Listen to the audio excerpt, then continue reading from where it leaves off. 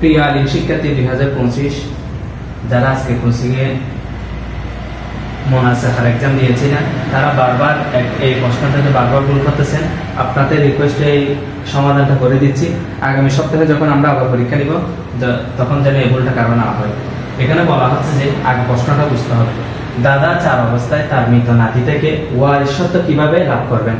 একজন দাদা তার মৃত নাতি থেকে ওয়ারিশত্ব মানে ওয়ারিশত্বটা কিভাবে তিনি লাভ করতে পারেন 4 অবস্থায়। কোন অবস্থায়? 4 অবস্থায়। ক নাম্বার বলতেছে যে মৃত ব্যক্তির পুত্র, যেমন 1 নাম্বার বলতেছে যে মৃত ব্যক্তির পুত্র হচ্ছে যে এমনি চলিত ভাষা, কিন্তু পুত্র হচ্ছে যে মোনাসাখা। পুত্র হচ্ছে এইভাবে যত নিচে নামে দাদার সাথে বর্তমান থাকলে তিনি 6 ভাগের 1 অংশ পাবে।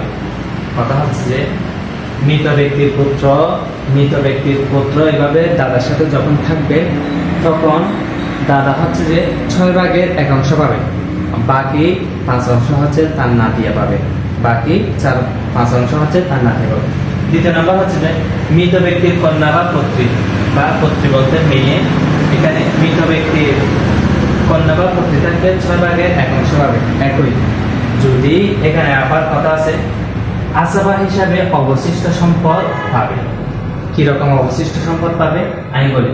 মৃত ব্যক্তির 6 ভাগের মনে করেন 6% জায়গা আছে, এখান থেকে কন্যা পাবে যে 3, মানে অর্ধেক। তাহলে 6 এর অর্ধেক হচ্ছে 3। তাহলে 3 যদি মৃত ব্যক্তির কন্যা যদি পাবে দাদা পাবে যে 1 অংশ, তাহলে 3 একে কত হলো 4। তাহলে আর 2 অংশ কোথায় যাবে? 2 অংশ হচ্ছে যে আসাবাবা হিসাবে দাদা আবার পেয়ে যাবে।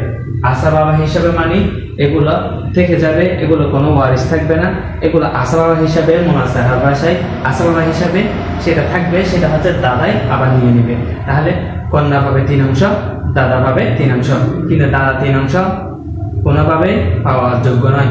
কিন্তু সূত্রে বলা হচ্ছে যে দাদা পাবে 1 অংশ, কন্যা পাবে 3 অংশ, আর বাকি 2 অংশ কোথায় যাবে? আসাবা হিসাবে সেটা দাদা পেয়ে যাবে।